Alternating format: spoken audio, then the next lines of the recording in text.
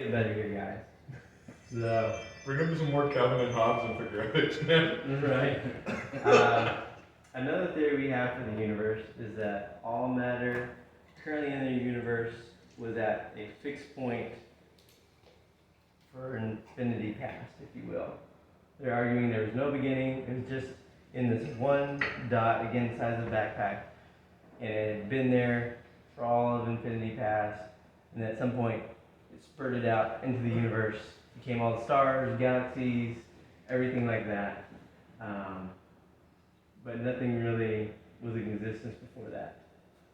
So how do we interact with this type of thought?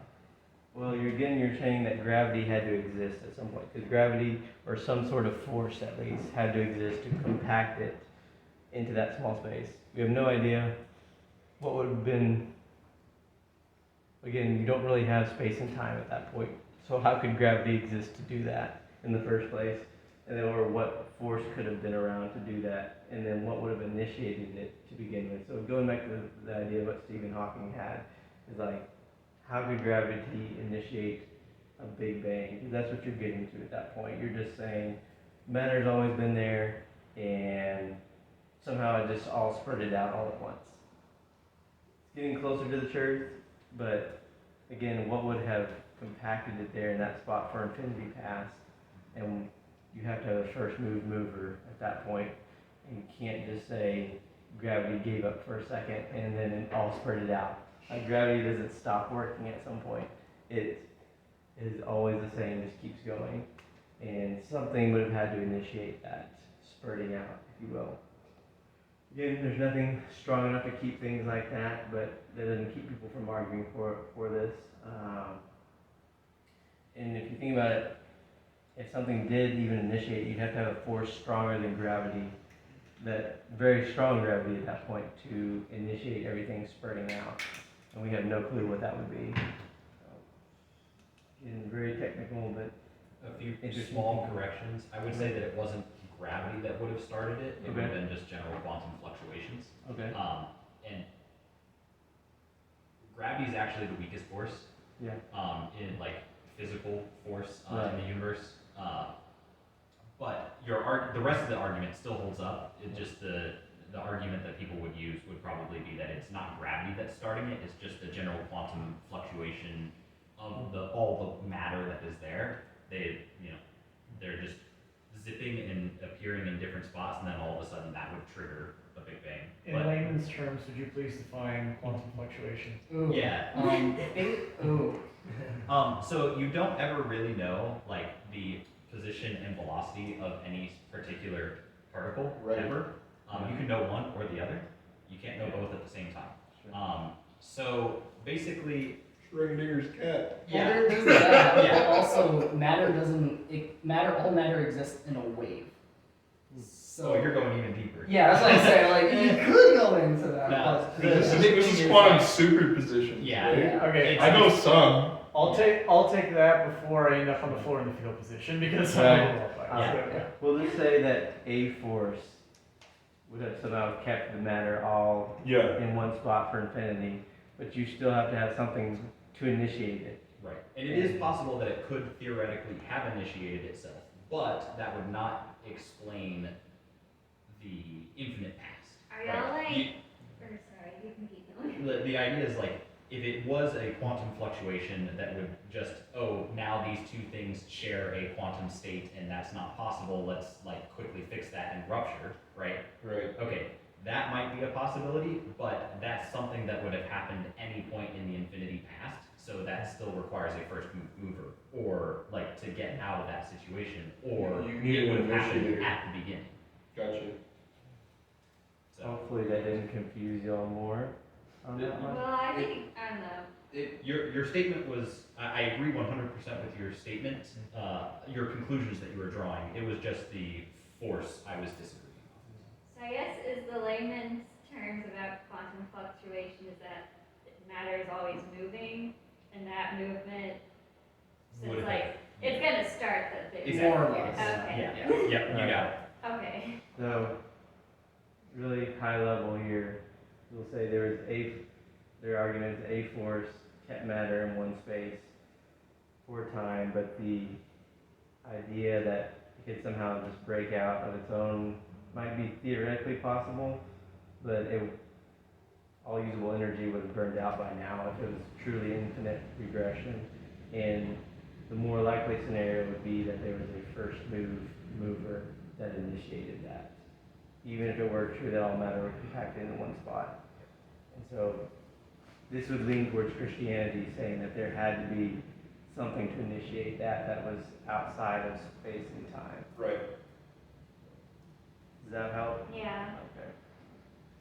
All or right. Travis already I'm hanging in there. Hanging in. He's holding I on think tight it's to more- the couch. I don't find myself going into an existential crisis, but I do just, I feel like my brain is just like, This is a lot. yeah, it's a lot. I didn't quite plan to go this deep, but this is good. We're having good conversations. So what about the multiverse? That's an interesting thought on there. I'll say this. Well, a lot of times scientists, they try to reason out, okay, it looks like they're just designed for the universe. It looks like there had to be some sort of initiation. How do we get around that? Let's go with the multiverse. Well, the multiverse doesn't necessarily rule out God. Just so we're all on the same page, the multiverse is the idea, or it's also called the multi-universe, the idea that there are multiple universes existing.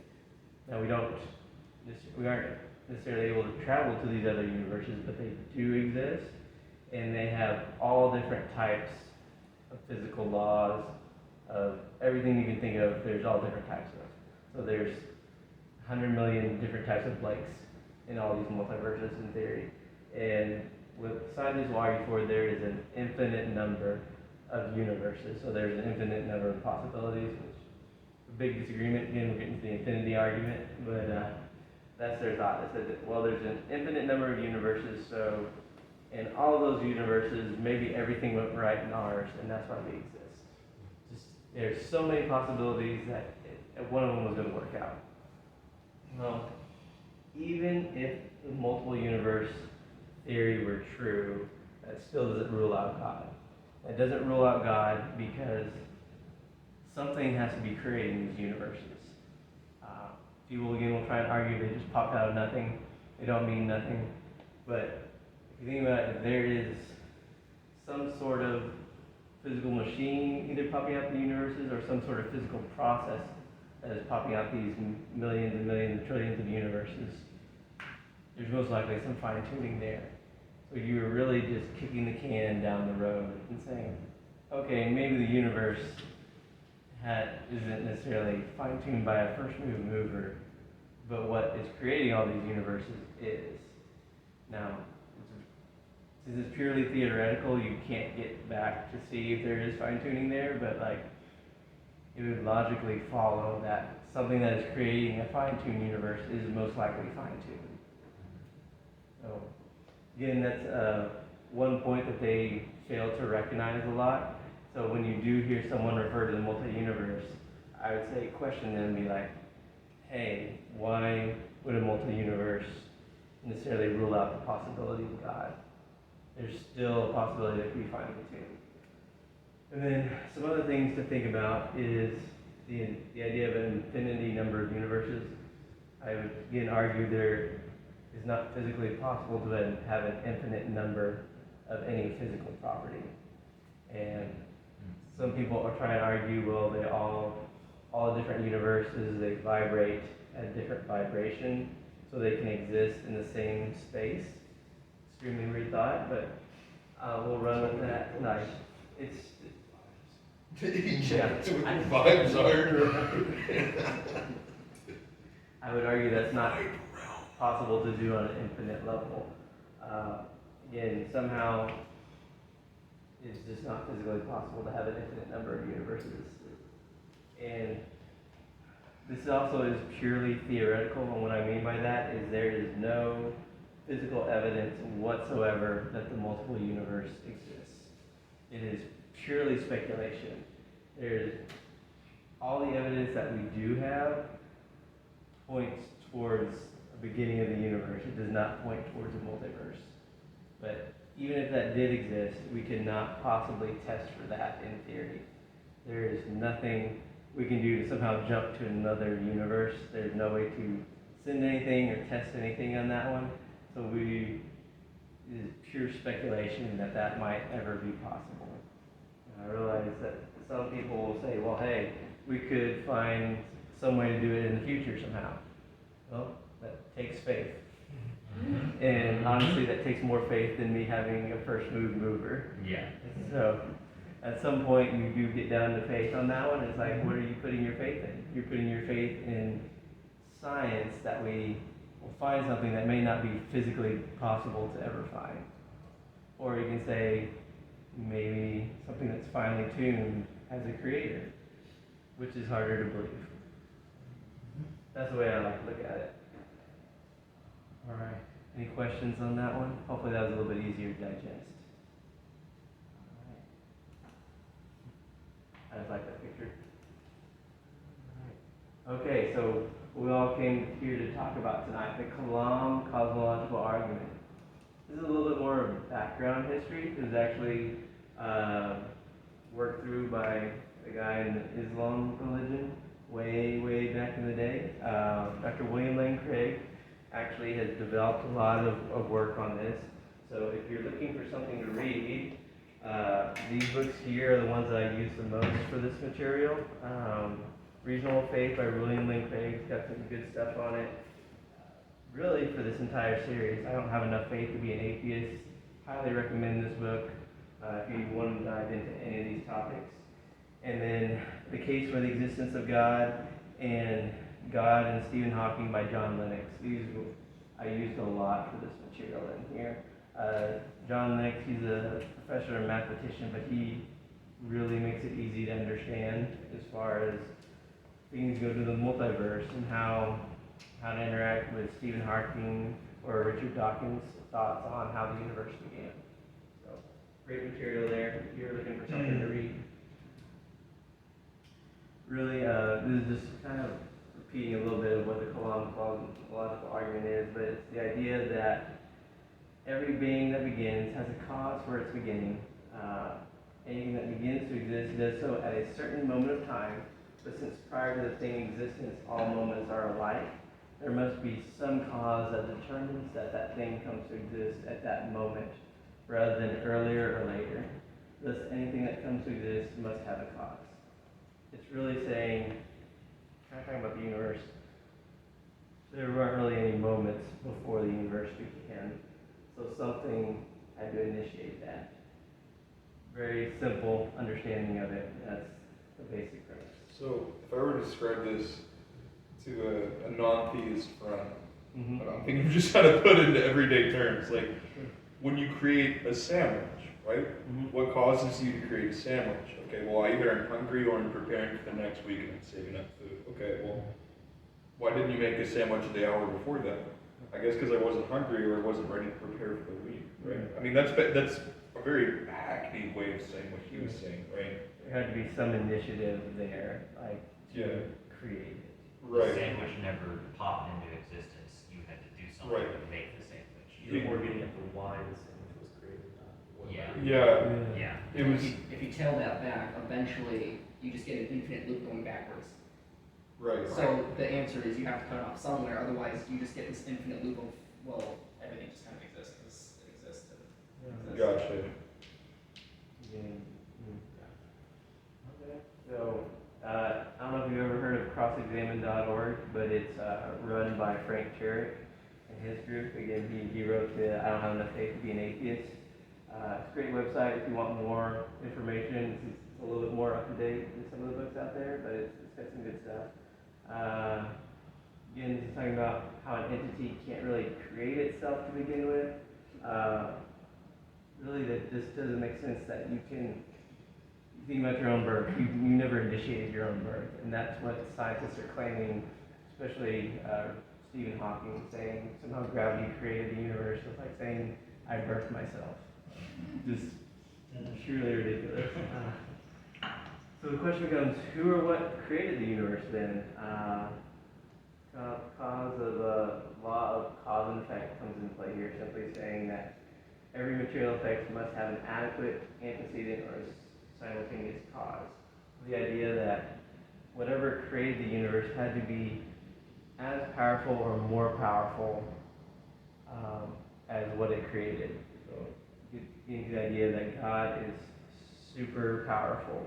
Like, think about how big and massive the universe is and how much went into it. Something of equal or greater power had to initiate it. So just to kind of give you an idea of how powerful this being would be to initiate something like that. Any questions on that? Yeah. Hopefully we hit the climax of the difficult stuff, and we're starting to get a little bit easier now. Okay, so then a lot of scientists like to push back though and say, well, you're just using God as the God of the gaps at this point, saying you don't understand how it works, so you're going to just plug in God and say that's God doing it. Really, that's kind of demeaning to the argument, and I'll explain why. The Kalam Cosmological Argument is going through and saying what is most logical for why things exist. Really, the universe never should have existed since we know now that we have a beginning. We've been able to see all the stars, how they're moving out, and if you rewind far enough back, now we'll disagree on the timeline, but whatever timeline you want to use, if you rewind far enough back, it all comes to a central point. And that is consistent, I would argue, with the account of Genesis. Genesis said, God spoke, and there was a beginning. And I have no problem saying that God could have started the universe from one specific point. That seems perfectly consistent with the Genesis account to me. And so, but scientists still disagree. They're like, this is just you saying that God did it because you don't understand. We're saying that the universe is supporting what Christianity has been proclaiming for thousands of years. Literally, God spoke, it came into existence, and the fact that it came from one point, that we can rewind history and just from scientific models and astronomy and figure that out, it points to a creator. There is no better scientific argument that we can come up with as to why we exist. Like, matter shouldn't have existed. It should have just been no space and time whatsoever, but there is something, and so we have to explain that, and we don't have a better explanation. Now, in the past, there have been some scientists who they didn't understand physical processes, and so they did use a God of the gaps theory. And they're saying, we don't understand how it works, so we're going to say God did it. And then science came along, they were able to explain the process, and then that made God disappear to them. This is a different case here. We're saying, we're going to talk about this more in the next lesson, talk about intelligent design, how there are irreducible complexities to certain parts of the universe and certain parts of people, specifically the eye is the example I like to use. And we're saying here there is so much complexity and difficulty and things that had to happen all at once that to claim some sort of random process, physical process before time and space even existed, physical process caused it, is you're saying the effect caused it itself. That's logically that doesn't follow. Where it makes a lot more sense that if you have some sort of superior being, extremely powerful, extremely intelligent, initiating, it seems a far more logical argument than anything else that we can come up with. So that is why it's not the God of the gaps theory. Any questions? Anything I need to explain more on that one? Okay. All right. We're at the end here, guys, so hang in there with me. All right. Just to summarize what we've talked about tonight. Some claim that we can't postulate what happened before the Big Bang, and any attempt to do so isn't a scientific endeavor. So I agree with that in that it is more philosophical to talk about what began at the beginning, or what happened at the beginning of the universe. There's only so far we can go back.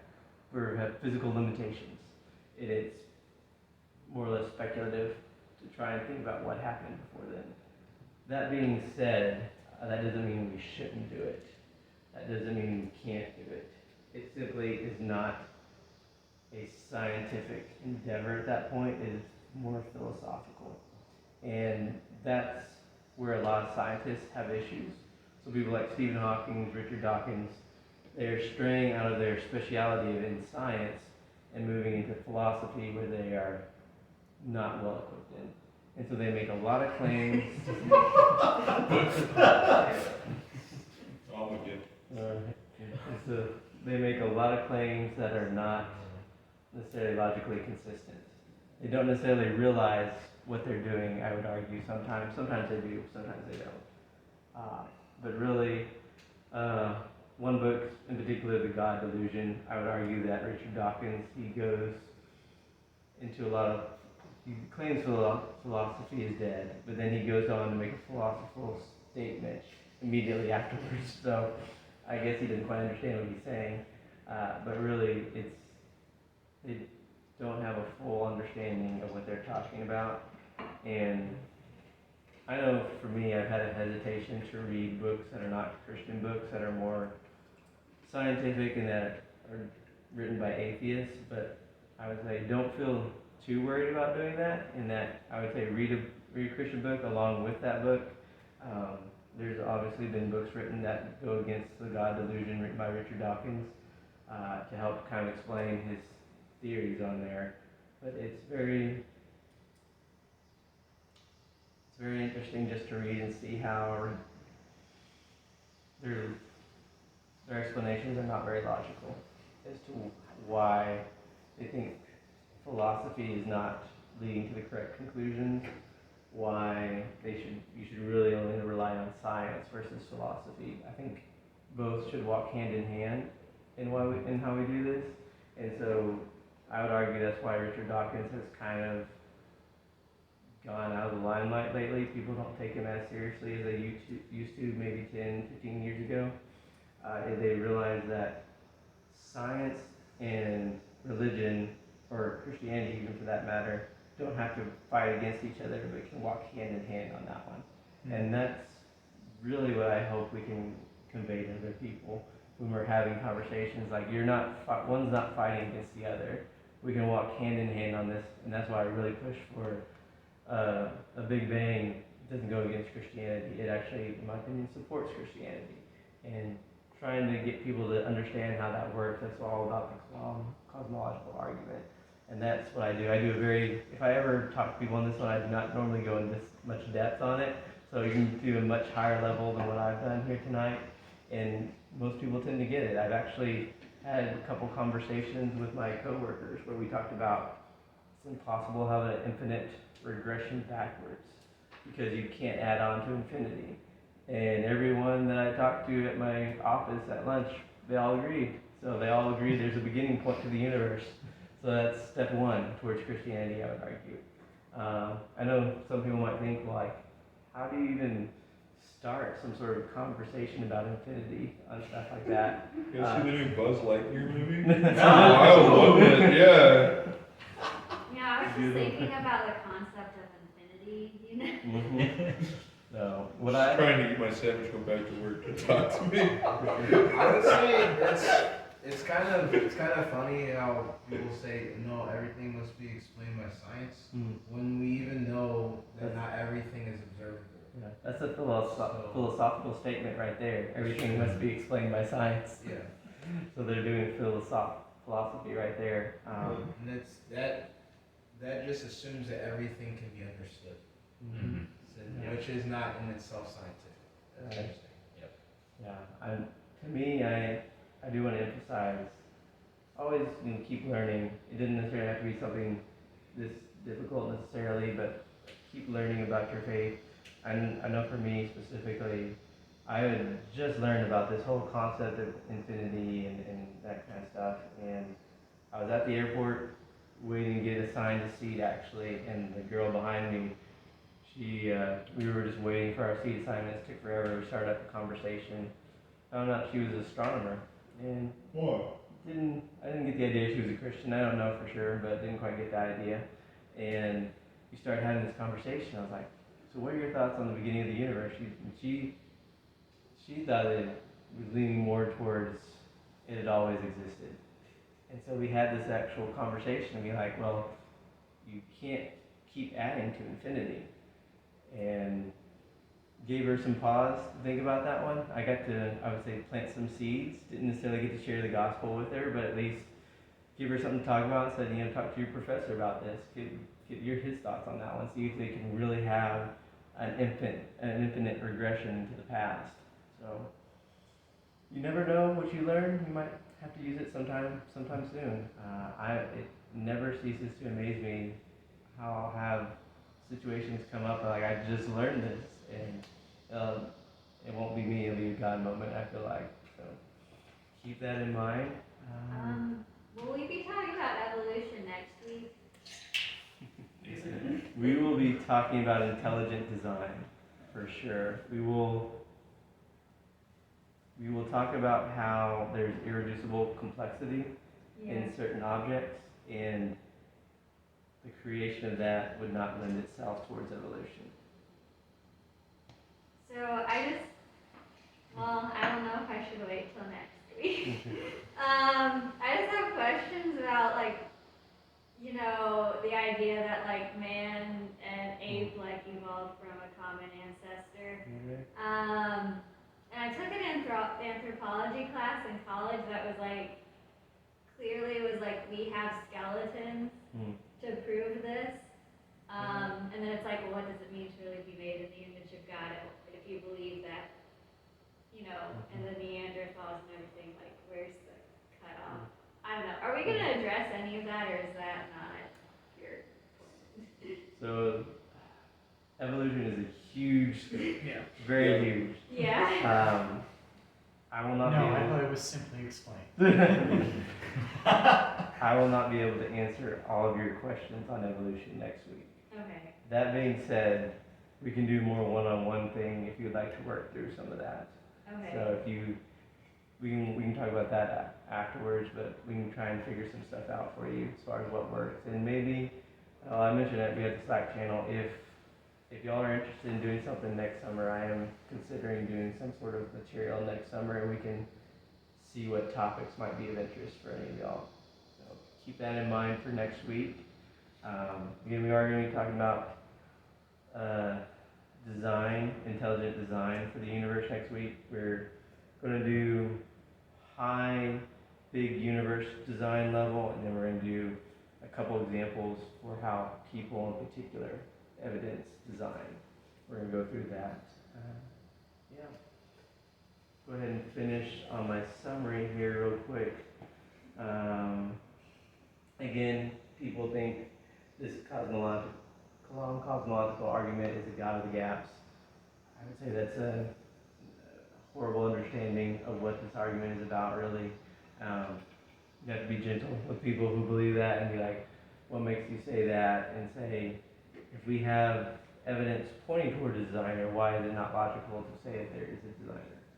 And then generally I found that people don't necessarily have a whole lot to come back with on that. They don't necessarily know the argument very well. Again, it's better to ask questions than give statements, but do what you can on that one. So, this is my one thing I like to pick up from Frank Turek is most atheists will agree that the Big Bang was the beginning of the universe. Christians just believe they know who banged it. There you go. That's all I've got, guys. Thanks for coming out and listening.